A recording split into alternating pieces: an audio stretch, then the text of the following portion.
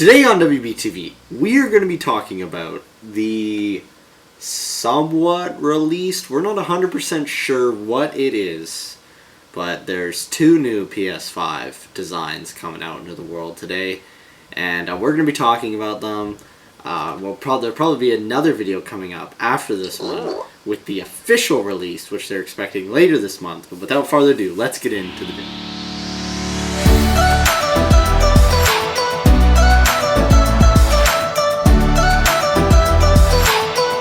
So Sony released a few more concept designs for the PS5. It seems like the original concept design that we covered all the way back in January, with the weird like U-shaped, it seems like that one is not happening anymore. That was an original leaked photo, but there are some new ones. So we have every new design, which I find really interesting, has a black and a white edition. So there's like a full black edition and a full white edition. And I feel like this has something to do with the fact that when they released the controller was all white. So I would say if they do release a full matte black edition of the PS5, then I would expect a full matte black controller to come with that edition, probably. So without further ado, let's take a look at the fixtures. So the first one that we got going here, I don't know if Blake has seen this photo before. So I haven't, no. We'll show it to him over here. We got this one. It looks like a laptop. First impression, it looks like a laptop. That is what they claim. It's gonna look like this on the side for the black edition. Okay. There was that one, and then there was the one that I texted you. Yes, the three, the black, the white, and then the swap. Yeah, and people have mocked up this really nice controller for the Spider-Man edition. So we don't know exactly which one is which, and which one is going to be sold in house and which one's not going to be sold in house. But we figured we would make this video to talk about which one we think is better, because my theory is that Sony has released these to test the waters, and that they have two final designs, and because they're supposed to do an announcement later this month with the controller and the console and announcing its official release date. All that stuff's supposed to be coming later this month. So my theory is Sony has done this to test the waters to see which one. I think that is exactly right, as you said, and I even said in an earlier video that I was on some Reddit threads and on some discussion posts, and there was actually talk of, hey, we've seen barely nothing of PlayStation, but we've seen everything of Xbox. Xbox is ready to go, but PlayStation's still a mystery. And I think, when I said that, I think I said that was because they don't have a finalized design yet. They're still in production. They don't have it finished yet. And I think this, as you said, proves it even more, having leaked the first design because they knew it was so experimental and out there and so different from the last PlayStation that they wanted to test if people liked it. And such bad reception, PlayStation instantly knew this wasn't one of the final designs. And then you say this, and you tell me there's two new different PlayStation leaks. So yeah. And it seems like the white one that seems to be like wider. The laptop? Yeah, more like a rectangular shaped one with two kind of lights down the middle. They seem to be going with the blue accent lighting this time, which they didn't have before, and I think looks cool. Yeah. And they have a white and black edition. It seems to have the same thing, that the PS4 has, where it's kind of like the bottom's like one ring, and then there's like a middle ring in the middle, and then the top is another ring, is what the design seems to have. I personally think that one looks cool, but I think that the other one that I sent Blake, the one that kind of looks like a weird kind of cone shape, looks cooler. I need to see the other design again to see which one I like better, but both of them don't look bad. No, and I definitely do really like the fact that they are releasing multiple editions, or people are at least mocking up multiple editions. I think if you had the option to buy multiple different editions of the console, or even just at launch you had the option to buy multiple different editions of the console, that's like a whole new thing, right? Because once, you know, you get in, you have your Pro and your Slim, but like even if the Pro and the Slim, instead of being, you know, the different designs, like the Pro was Spider-Man themed and the Slim was black and then the regular was white, so you could pick, or you could easily distinguish which one was which just based on their color scheme, which would be cool. But then that might also suck that you would have to spend more to get one with a specific color scheme if you wanted to do that. I mean, if you're that willing to get a console with a special theme, like, I've never had a console, like from, like, DS's to special DS editions, from special Nintendo Switch, like, I know Animal Crossing came out with an Animal Crossing Switch, like, Xbox getting a Halo or Fallout Xbox, PlayStation, like, Spider-Man themed, Uncharted theme, stuff like that. I've never had a themed console like that. And I feel like if you're a diehard fan and you're gonna get a themed console like that, I think PlayStation knows you don't care how much extra money you're gonna spend on it. No. So I think making something like that a Pro for like a diehard fan of a big game series actually is a smart marketing strategy. Their designs definitely seem to be going a lot more in a different direction than Xbox is. So, you know, Xbox went for blocky and they went up. Big tower. They went up. And I think because Xbox released first, PlayStation has learned from the fact that people did not like the way that the Xbox looked.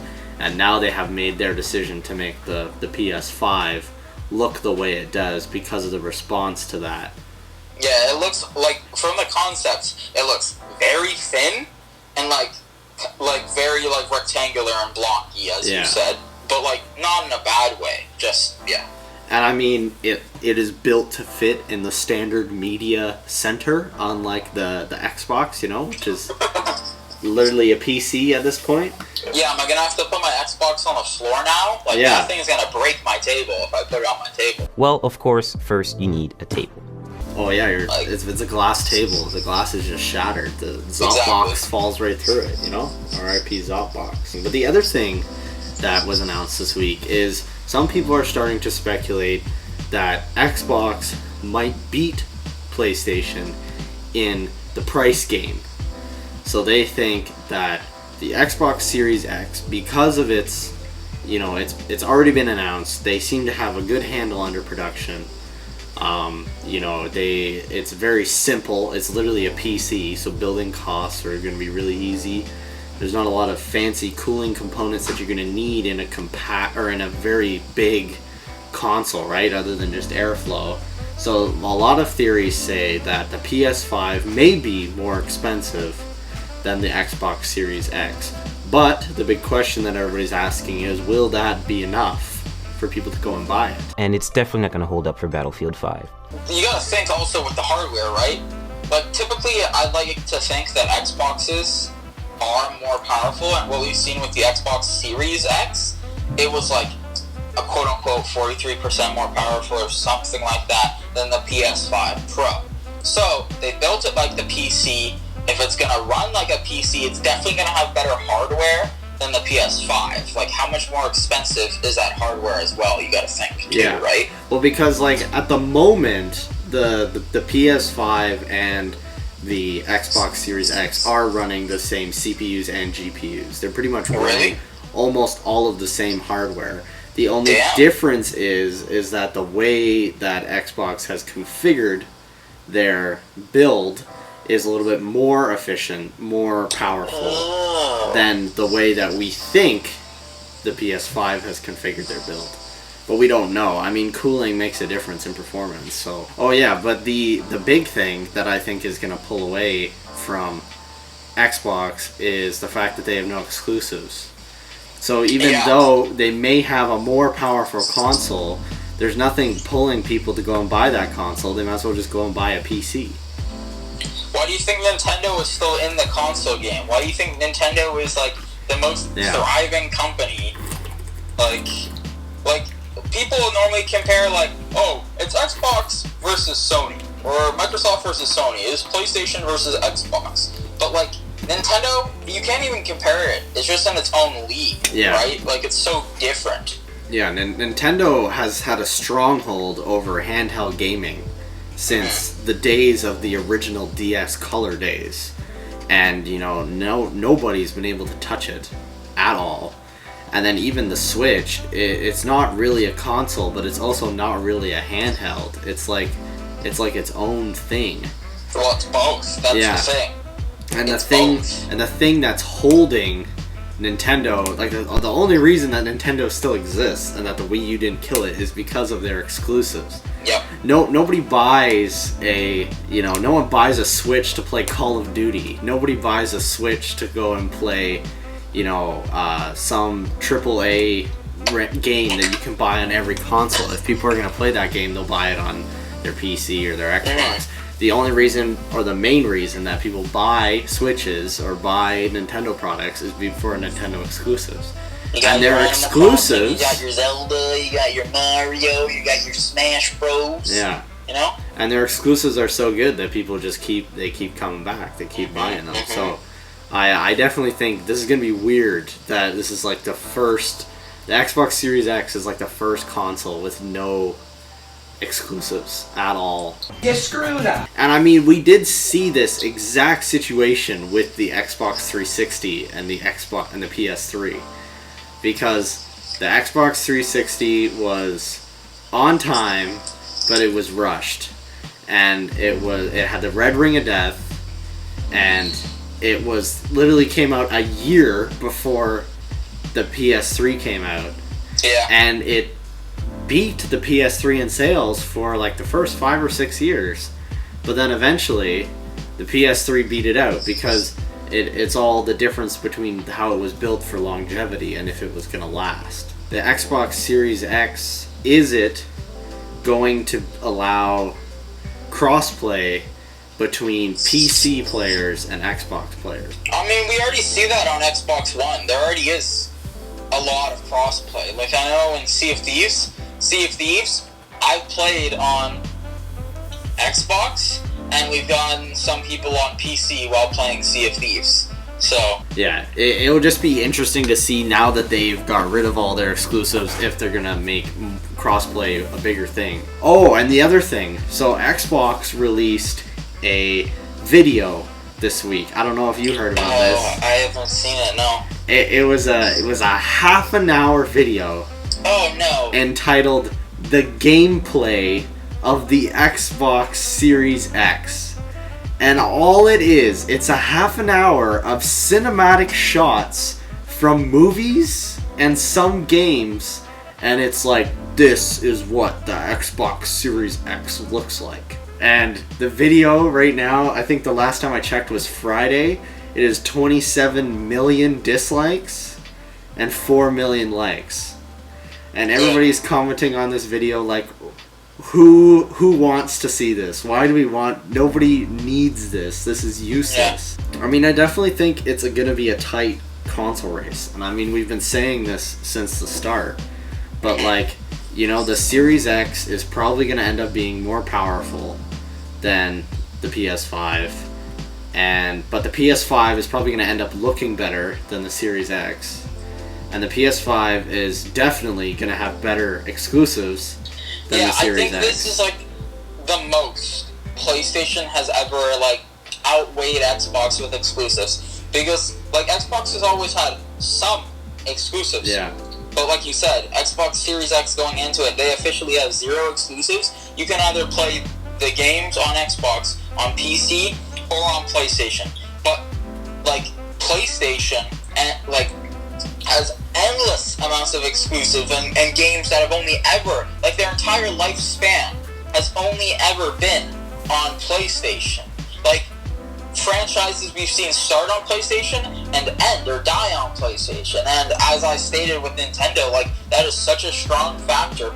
It can drastically change the selling point and like the amount a product sells, like the Switch. So yeah, the PS5 I think is probably gonna like sell way more than the Series X. Well, I mean, and just look at like the big selling point of the PS5 right now is The Last of Us 2.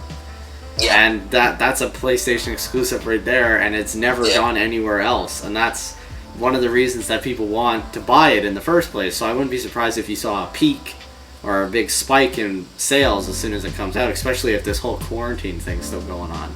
Because everybody's going to want to play The Last of Us 2. Everyone order their PS5 on Amazon. I mean, you can't get a Switch. They're like sold out everywhere. Unless you want to buy a Switch Lite, which are probably like literally just sitting on shelves. No Switch Lite hot trash. You could buy the one that can be portable and can be hooked up to your TV, or you can buy this one that is exclusively handheld. Like, why? I mean, it's a $300 handheld console. Yeah. It's so expensive for what it is. Like, you could justify the price of a Switch a little bit more from the fact that it can be a console as well. I still think it's overpriced, but it makes more sense if it's a console as well. But if it's just a handheld console, nobody pays $300 for a handheld console. Like, you could go buy a PS4 for $300. So thank you guys for watching this episode of WBTV. I hope this video helped you. If you're looking for something to do, you know, and you want to learn about the PS5, leave a comment down below what you think of the new designs of the PS5. Which one is your favorite? Share it with your family. Share it with your local gamer friend, you know. Share that up with them. Drop it in those Zooms. Drop it in those house parties. You know, one peach at a time. And we will see you guys in the next video, which we're going to be talking about some good shows on the Netflix, you know? Oh wow, on the Netflix, sir. Thank you guys for watching WBTV. If you want to see more videos like this one, click the video on the right. If you want to see skits, click the video on the left. And make sure to click that subscribe button so you don't miss a single video.